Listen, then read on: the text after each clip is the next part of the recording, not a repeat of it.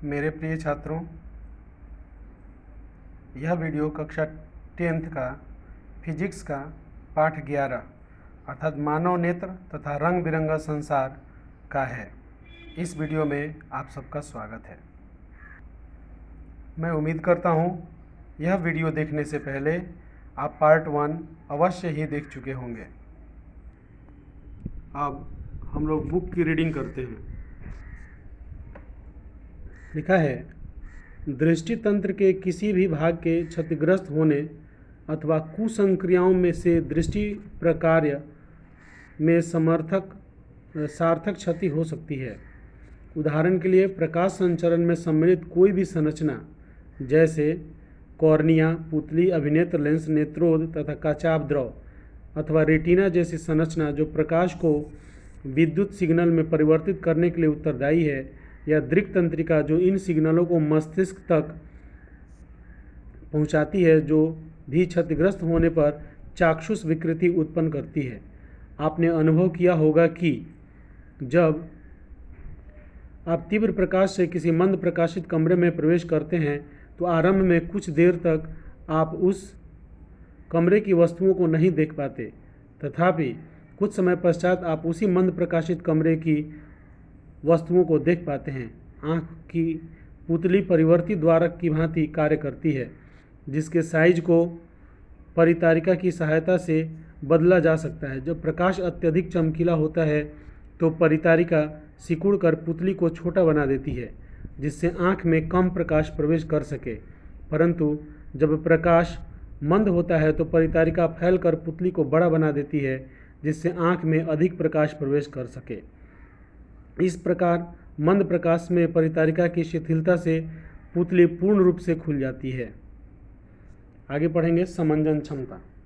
अभिनेत्र lens रेशेदार जेलीवत पदार्थ का बना होता है। इसकी वक्रता में कुछ सीमाओं तक पक्षमाभी पेशियों द्वारा रूपांतरण किया जा सकता है। अभिनेत्र लेंस की वक्रता में परिवर्तन होने पर इसकी फोकस दूरी भी परिवर्तित हो जाती है। जब पेशियां शिथिल हो जाती हैं तो अभिनेत्र लेंस पतला हो जाता है। इस प्रकार इसकी फोकस दूरी बढ़ जाती है।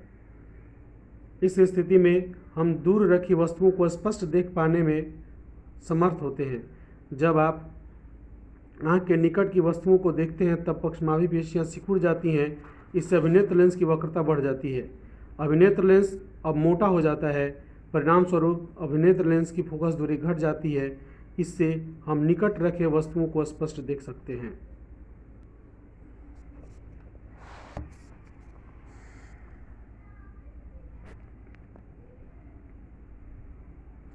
अभिनेत्र लेंस की वह क्षमता जिसके कारण वह अपनी फोकस दूरी को समायोजित कर लेता है समंजन क्षमता कहलाती है। तथापि अभिनेत्र लेंस की फोकस दूरी एक निश्चित न्यूनतम सीमा से कम नहीं होती। किसी छपे हुए पृष्ठ को आँख के अत्यंत निकट रखकर उसे पढ़ने का प्रयास कीजिए। आप अनुभव करेंगे कि प्रतिबिंब धुंधला है या इससे आपके नेत्रों पर तनाव पड़ता है। किसी वस्तु को आराम से सुस्पष्ट देखने के लिए आपको इसे अपने नेत्रों से कम 25 सेंटीमीटर दूर रखना होगा। वह न्यूनतम दूरी जिस पर रखी कोई वस्तु बिना किसी तनाव के अत्यधिक स्पष्ट देखी जा सकती है उसे सुस्पष्ट दर्शन की अल्पतम दूरी कहते हैं। इसे नेत्र का निकट बिंदु भी कहते हैं।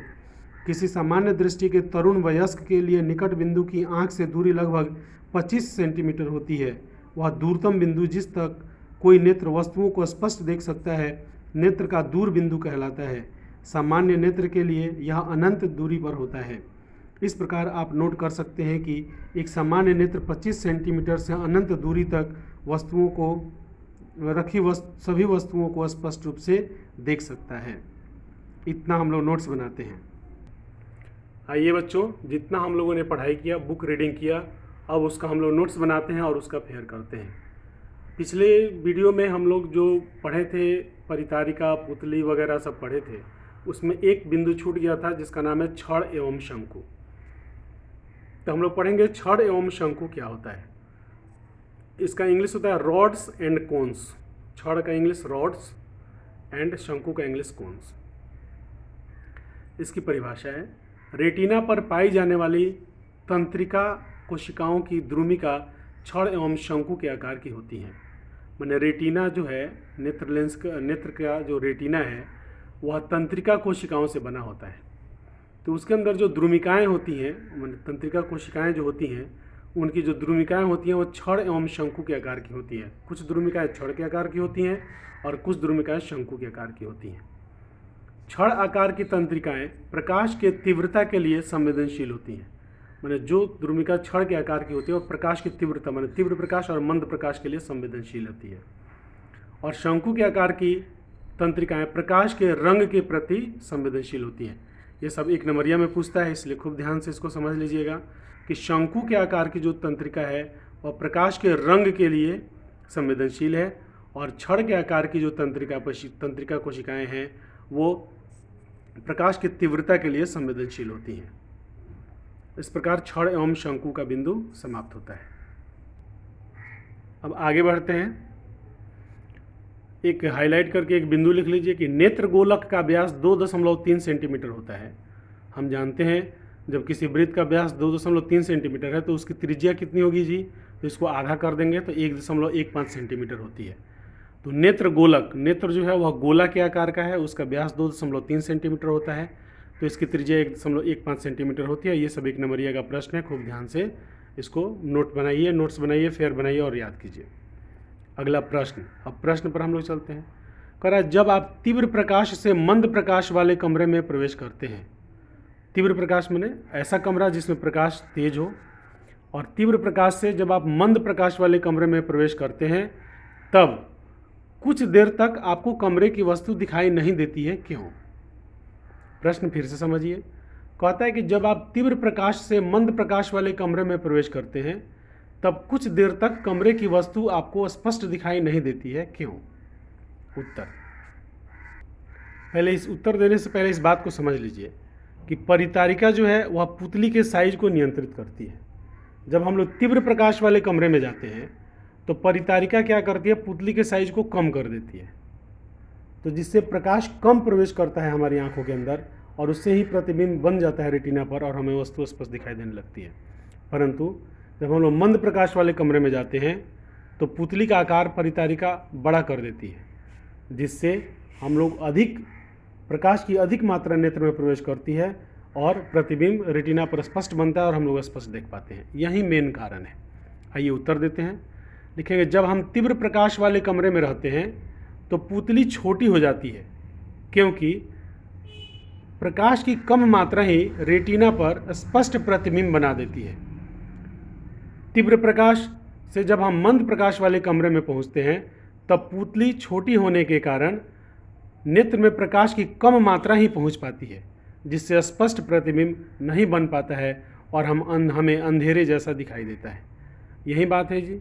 जब हम तीव्र प्रकाश वाले कमरे से तीव्र प्रकाश वाले कमरे में रहते हैं तब पुतली का आकार छोटा हो जाता है, क्योंकि प्रकाश की कम मात्रा ही रेटिना पर स्पष्ट प्रतिबिंब बना देती है और हम स्पष्ट रूप से देख पाते हैं। और जब तीव्र प्रकाश से मंद प्रकाश वाले कमरे में जाते हैं तो पुतली का आकार तो छोटा है, तो प्रकाश की जो मात्रा है आँख के अंदर कम प्रवेश करती है। कम प्रवेश करने से प्रतिबिंब स्पष्ट नहीं दिखाई देता है और हम वस्तु को स्पष्ट नहीं देख पाते हैं, हमें अंधेरा जैसा दिखाई देता है। चलिए अब आगे बढ़ते हैं। आगे फिर लिखेंगे क्योंकि पुतली एक परिवर्ती द्वारक है। बुक में पढ़े थे, परिवर्ती द्वारक का मतलब ऐसा द्वारक, माने ऐसा द्वार, ऐसा दरवाज़ा जो परिवर्तन होता रहता है, छोटा बड़ा होता रहता है, उसको परिवर्ती द्वारक कहते हैं। वह स्पष्ट प्रतिबिंब प्राप्त करने के लिए नेत्र में प्रवेश करने वाली प्रकाश की मात्रा को नियंत्रित करती है। माने प्रकाश जब नेत्र में ज़्यादा प्रवेश कराना है तो वह पुतली बड़ी हो जाती है, प्रकाश को जब कम प्रवेश कराना है तो पुतली छोटी हो जाती है। नेत्र में प्रवेश करने वाले प्रकाश की मात्रा को नियंत्रित करती है। इसके लिए यह कभी अपने आकार को छोटा करती है तथा कभी बड़ा करती है। जब हम तीव्र प्रकाश से मंद प्रकाश वाले कमरे में जाते हैं तो पुतली को अपना आकार बढ़ाने में जो समय लगता है उतने समय तक कमरे की वस्तु स्पष्ट रूप से दिखाई नहीं देती है। इसका मतलब क्या हुआ जी कि जब वह स्पष्ट एडजस्ट कर लेती है उसके बाद हमें वस्तु स्पष्ट दिखाई देने लगती है। चलिए हम आगे बढ़ते हैं अगला प्रश्न पर। जब आप मंद प्रकाश वाले कमरे से धूप में जाते हैं तब आपकी आंख चौंधिया जाते हैं। प्रश्न फिर से सुनिए कि हम लोग मंद प्रकाश वाले माने कम प्रकाश वाले कमरे में जब हैं और वहाँ से जब हम लोग धूप में जाते हैं तो हमारा आँख चौंधिया जाता है। क्यों चौंधिया जाता है जी? इसका जवाब आप भी दे सकते हैं कि जब हम लोग मंद प्रकाश में हैं तो हमारे पुतली का साइज बड़ा है और ज़्यादा प्रकाश प्रवेश कर रहा है, परंतु जब हम लोग जैसे ही धूप में आते हैं तो वहाँ प्रकाश की तीव्रता अधिक है, पुतली का साइज अधिक होने की वजह से हमारे आँख में ज़्यादा प्रकाश की मात्रा प्रवेश कर जाती है, जिससे हमारा आँख चौंधिया जाता है। उत्तर हम लोग लिखेंगे, जब हम मंद प्रकाश वाले कमरे में रहते हैं तब पुतली का आकार बड़ा रहता है ताकि रेटिना पर स्पष्ट प्रतिबिंब प्राप्त करने के लिए प्रकाश की अधिक मात्रा नेत्र में प्रवेश कर सके।